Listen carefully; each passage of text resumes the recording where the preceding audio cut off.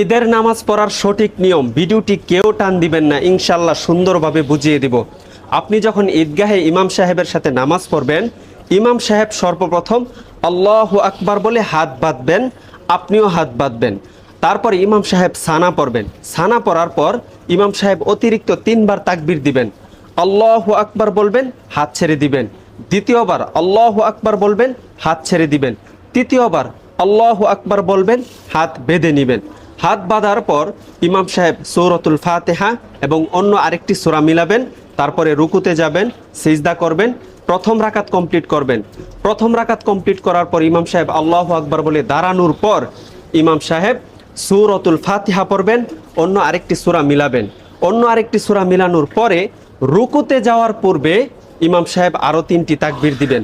আল্লাহু আকবার বলবেন, হাত ছেড়ে দিবেন। দ্বিতীয়বার আল্লাহু আকবার বলবেন, হাত ছেড়ে দিবেন।